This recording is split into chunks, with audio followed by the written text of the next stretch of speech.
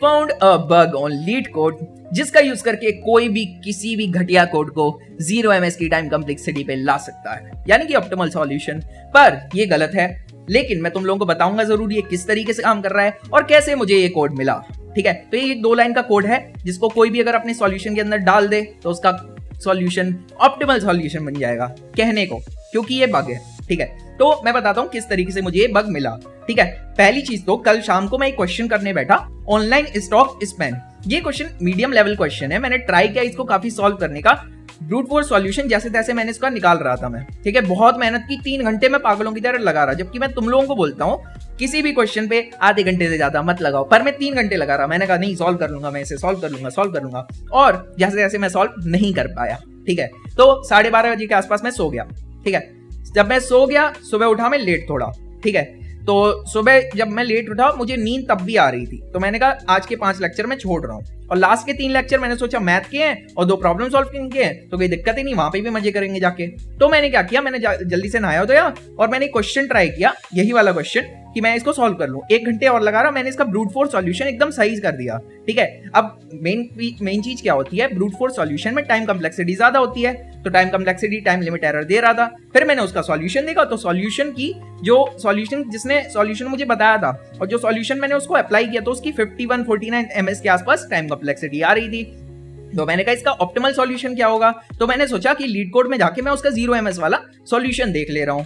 अब मैंने जब सॉल्यूशन देखा तो उसमें लास्ट में पड़ी थी 2 लाइन।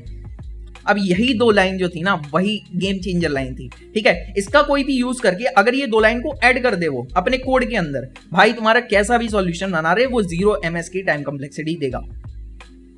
अब मेरे दिमाग में यही क्वेश्चन है कि भाई कैसे काम कर रहे हैं, तो मैंने उसको कॉपी करके अपने कोड में पेस्ट किया और 51 ms वाला वो 0 ms पे पहुंच गया।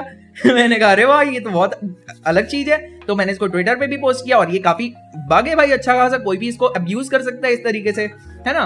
तो इसको यूज मत करना कोई भी, जस्ट नॉलेज पर्पस के लिए बता रहा हूं मैं। इसके बाद में मैंने क्या किया, इसके बाद में मैंने एक और क्वेश्चन करने का ट्राई किया जिसका नाम था सिंप्लीफाइड पाथ।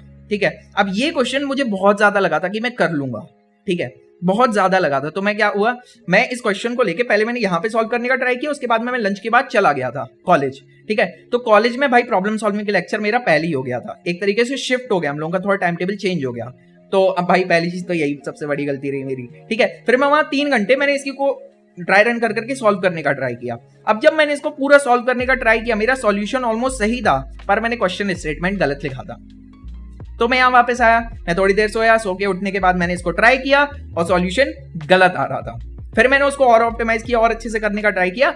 मैंने जिस तरीके से उसको सॉल्व किया था ना, मैंने अपना बेस्ट दे दिया। ठीक है, वो सॉल्व कर देता ऑलमोस्ट, पर क्या है, जो एक्चुअल सॉल्यूशन उसका होना चाहिए, मतलब आधे से ज्यादा टेस्ट केस चल जा रहे, पर कुछ नंबर ऑफ टेस्ट केसेस में फंस रहा है वो।